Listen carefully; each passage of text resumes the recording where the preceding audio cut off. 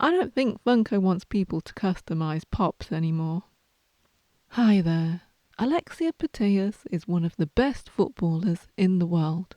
As an attacking midfielder for Barcelona, she has won 9 Liga F titles, 9 Copa de la Reinas, 6 Spanish Super Cups, and 3 Champions Leagues. She has also won the World Cup with her national team, Spain. Alexia has also scored over 280 career goals and won the Ballon d'Or twice. What a legend. So, of course, I just have to make a custom Funko Pop of her. So, let's get started. I'll be using this Alex Morgan Pop as the base. But before I do anything, I need to remove her head. To do this, I just pop the pop into a pot of hot water for a few minutes. This should melt any glue a little and soften the vinyl a bit as well, which will make the head come off nice and easy. This is making me feel like a total weakling. Like, it literally won't budge. Let me pop it back into the hot water for a few more minutes. Right, let's give it another try. Ugh. What on earth is happening? I seriously cannot get this head off. Okay, it's time to get out the hairdryer. I would rather not use the hairdryer though, as it can sometimes make all the other parts come off as well. Oh, no! Stupid hairdryer. So this is going to make it even harder to do now, as I only have a small part of her body to hold on to.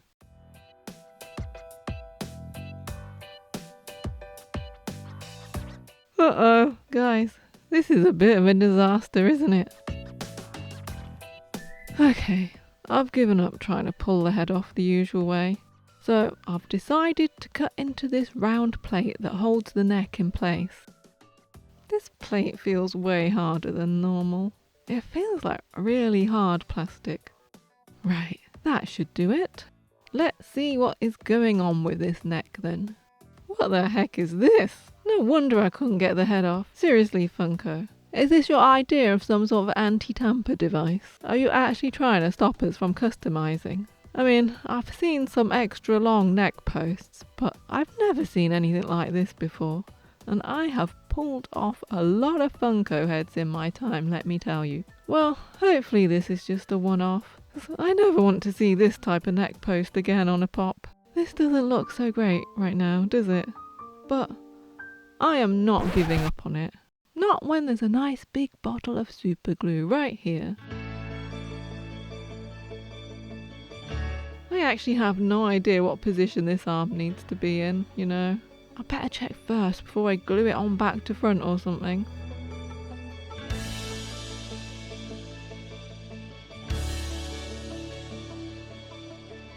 There we go. It's all stuck back together now.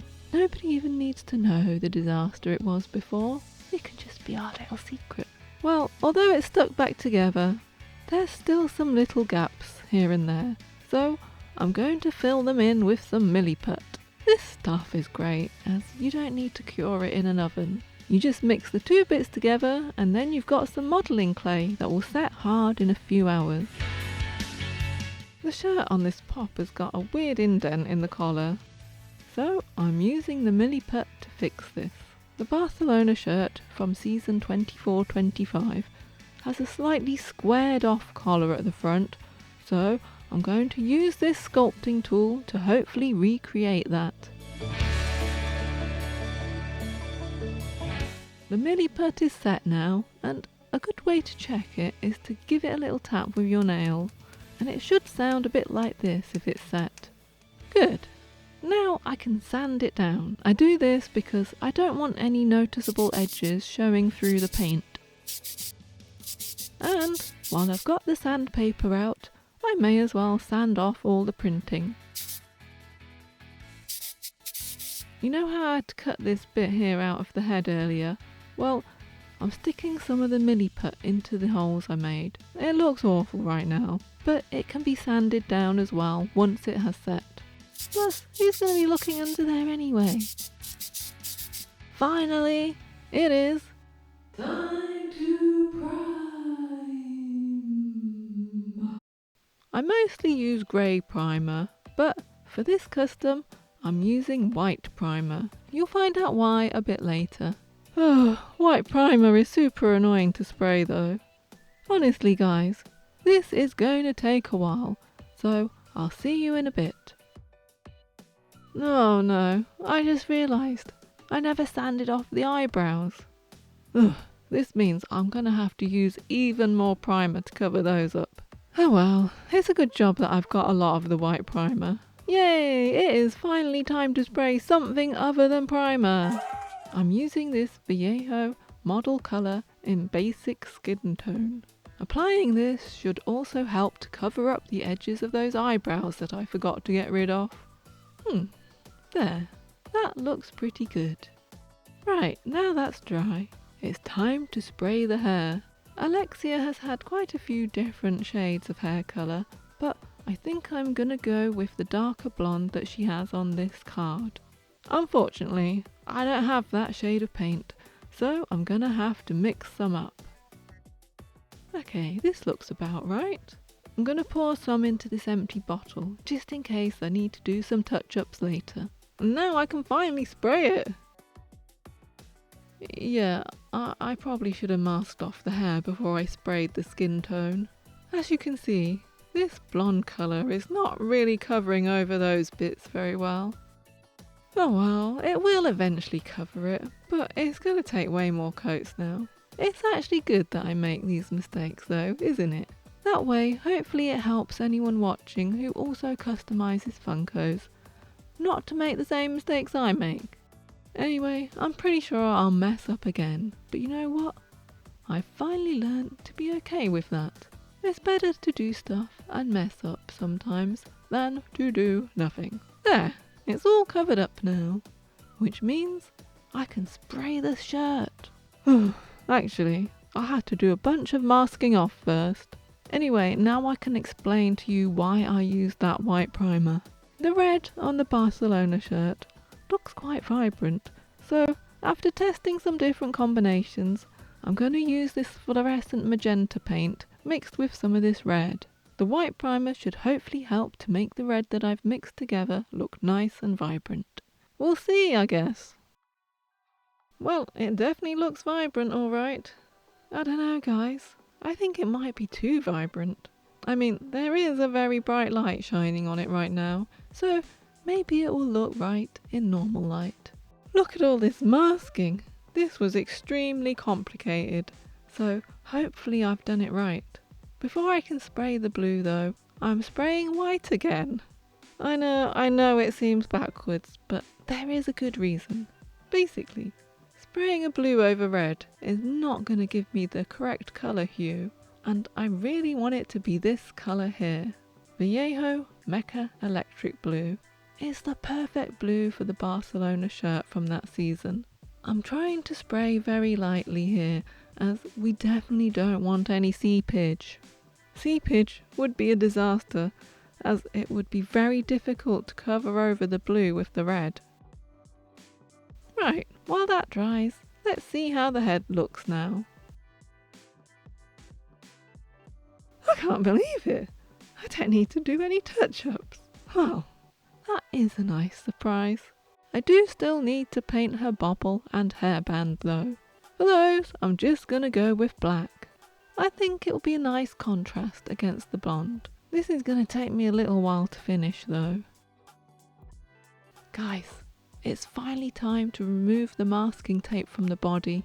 I'm not gonna lie, but I'm a little nervous about this. I'm just hoping there isn't any seepage.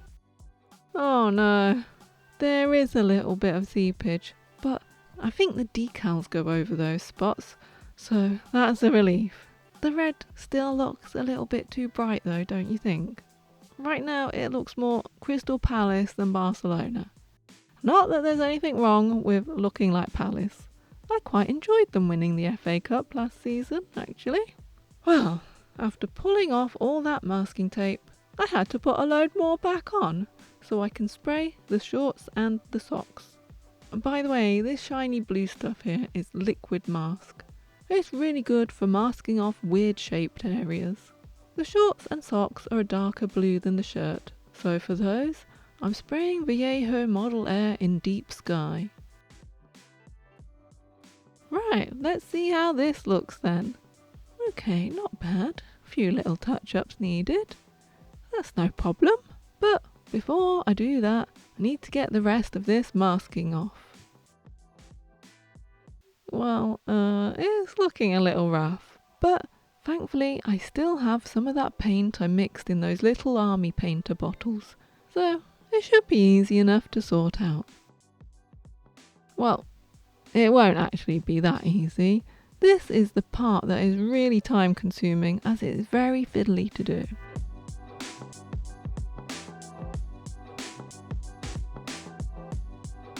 The next day. I finally finished that and given my poor eyes a rest overnight, so now I need to paint the rest of the skin. Guess what? I messed up again. I know, can you believe it? I somehow failed to realise that the shorts have these little flashes down the sides in the colours of the shirt. So yeah, I've had to get the masking tape out again. I won't be able to cover this deep sky colour very easily, so I'm painting it white first. And while I have the blue paint out, I'm fixing this bit under the arm, which I had originally painted red. I honestly thought it followed the same pattern as the other arm, but nope, it actually doesn't. Right then, that's all sorted. So now I can get on with painting the boots. Alexia wore Nike Phantom Lunar Elites in season 24-25 in a wide variety of colours. I rather like these blue ones though, and I just happen to have some paint that should suffice without having to mix any. These boots aren't just one colour though, so I'm using this Vallejo Gol Light Blue for the base colour. For the darker blue, I'm going with this very lovely light sea blue. Don't worry, I'm not leaving it like that.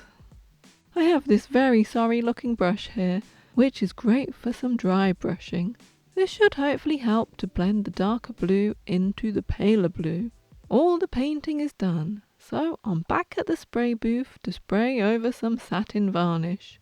The satin varnish is very important as it will allow me to apply decals without ruining the paint. Furthermore, this satin varnish will also help to make that red paint a little less bright. It's taken a long time to get here, guys, but it's finally time to add the decals. This is usually my favourite part of customising pops, but I've been putting off doing these, and I think I know why. I'm kind of scared that the decals won't match up with the two different coloured backgrounds, but I have to get on with it, don't I? So, as usual, I'm starting with the neck and working my way down. And I've messed up again. This decal for the neck trim, well, I've only gone and printed it onto the white decal paper instead of clear. And as you can see, my attempt at cutting it out is pretty bad, and you can see all the white round the edges. Many hours later. I've redone the neck trim decal onto the clear decal paper. Therefore, I can finally start applying them. Decals can be super fiddly to apply, which is why I use Microset. That sounded like an ad. Other decal solutions are available. But yeah, I use the Microscale brand ones. These solutions basically help you to move the decal into the right place on your model. Oh, if you're wondering why I haven't finished the neck trim, it's because I'm waiting until that bit has dried. That way, when I add the straight bit, it won't move the other bits out of place. This Spotify decal is going to make or break this whole thing.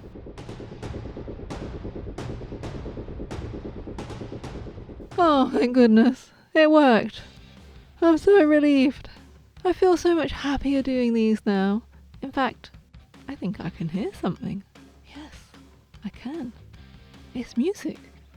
It sounds like 80s movie montage music.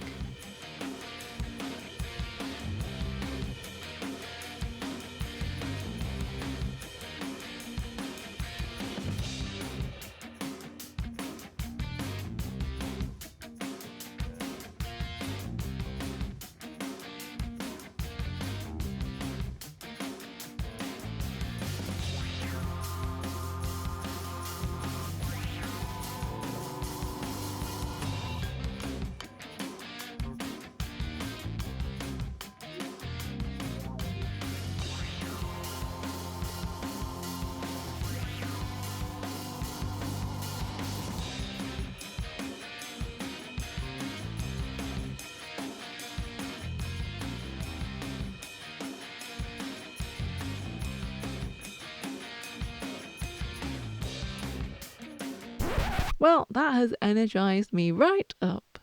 Alexia has a variety of tattoos, so I thought, why not add a few to her Funko Pop? I designed the tattoos in Affinity, which is great for making tiny details. And these tattoos are certainly tiny. Oh, look at them, so cute.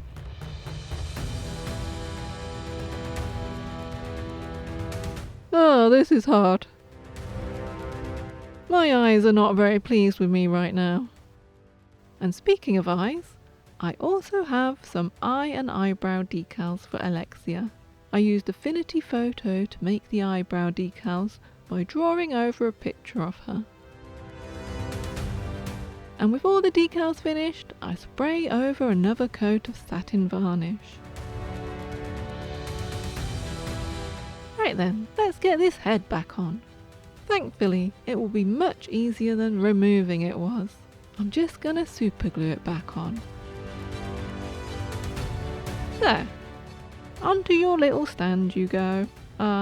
It doesn't actually fit on the stand it came with. Thanks, Funko. Maybe if I make this post a little thinner, it will fit.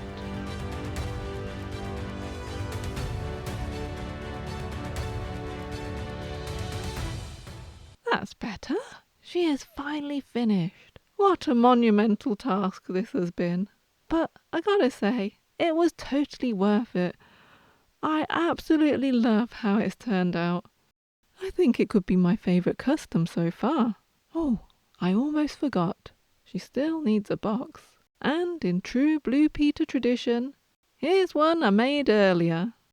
Now it's finished. Thank you all so much for watching. And don't forget to put your laces through that subscribe button. Now here's the final result.